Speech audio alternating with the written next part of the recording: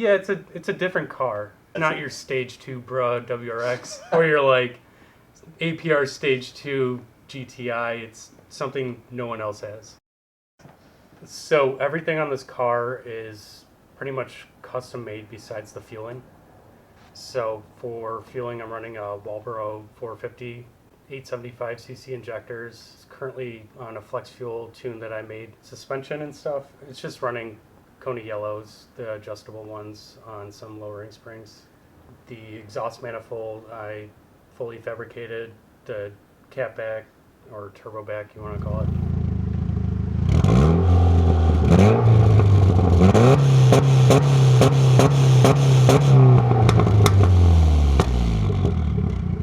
Yeah, I tore the engine apart in my dad's driveway one week, and I was like, I can do this. I think I can do this.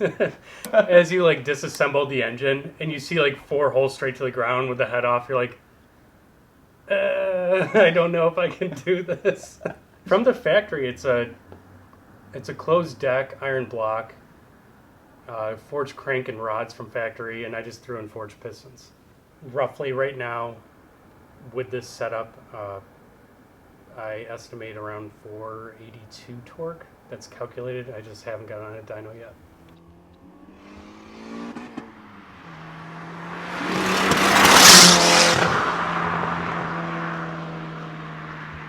It's a Borg Warner S251SX. It's a 47 pound a minute turbo. I like to call it the poor man's GT3071 because it's literally half the price. I stuck with Saab because the platform was reliable. It was easy to work on for a European car. To me, I feel like they're kind of an underdog because not a lot of people know about them. Future plans for this, I think I want to make another exhaust manifold because the second one I made, the first was a log manifold. That was fun. I tuned it. It spooled up real nice, very peppy in the low mid-range. It just wasn't outputting enough in the high end, so I made a custom tubular manifold. When I was creating it, I came up a little high, so that's why I have a hole in my hood now. It's not as loud as I thought it was going to be. When we were waiting for you to pull in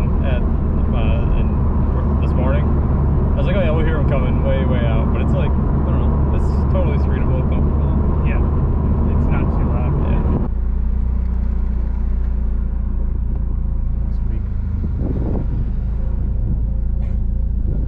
I think it's in first gear. Yeah. Can you just shift for me while we do it? Yeah, it's an automatic. Oh yeah. I just keep my foot in it and it magically.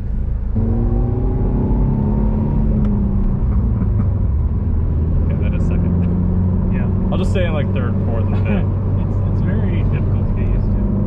But you can give it on this.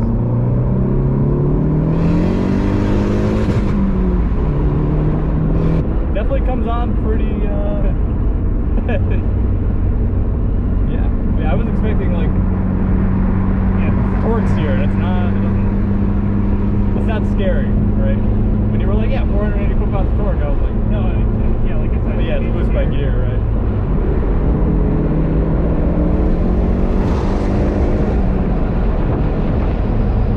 That puts you in your place. Danger to manifold. Yeah. I don't know what I was expecting, if it was just like throw me in my place, but it's You get all these noises and sounds and sights, smells, sounds. a little different than your Miata. Yeah.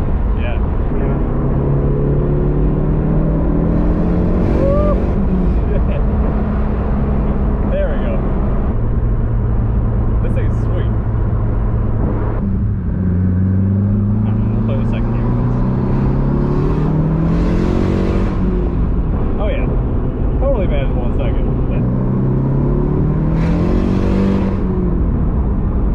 I like second gear. I think like I would be happy with second gear power. Yeah. Period. Also I love the crackle. Oh, so fancy. It's so comfy. This is just an incredibly fast lazy boy. Yes. I can get behind that. And you just gotta be mean to it. Is that third? I just can't get over the like cracks and pops. I'm such a sucker for it. I really am.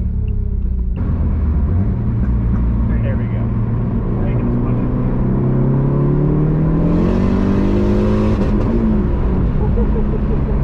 And it's boost by gear, right? Yeah. Wow. I'm like, Yeah, we caught the misfire. my God. Oh my God. So you just caught a misfire. Okay, yeah, substantially different. Okay. Yeah. Wow. It really shoves you. Yeah, you get a little swerve going. Yeah. But you know what? I've driven cars with worse torque steer. Like, with way less power than this. I'm really surprised. Yeah. Yeah, this is only, I stopped tuning at 60% duty cycle of this turbo. Because as you see, I got to a point where I'm like tuning in these back roads and I'm just like, I think we're good here. do it. Wow. Wow. Yeah, I get it. I get it. Just got back from driving Andrew's 480 foot-pound of torque Saab. It's fun. It makes some torque steer. Not as bad as I expected, but there is still some torque steer, and it is a perfect little sleeper. Yeah, it's a very different experience from Brian's Turbo Miata, with the turbo just blowing fireballs right in your face. Definitely like quiet Yeah, by totally, comparison. totally streetable. Very manageable. I wasn't scared of the noise.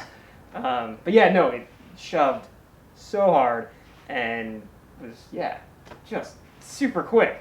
Yeah, awesome. Thanks for having us out and letting us drive the car, because it's definitely different from anything else I've ever driven by all accords. So Yeah, I don't do front-wheel drive, so this is way out of my comfort and zone. also the front wheel drive for that much torque, it didn't try to rip out of my hands or anything Yeah. like that. It was just like, oh yeah, Yeah, I'm there. The boost by gear was clutch for that. For sure. For sure. And you've done all the tuning yourself. Everything. Right.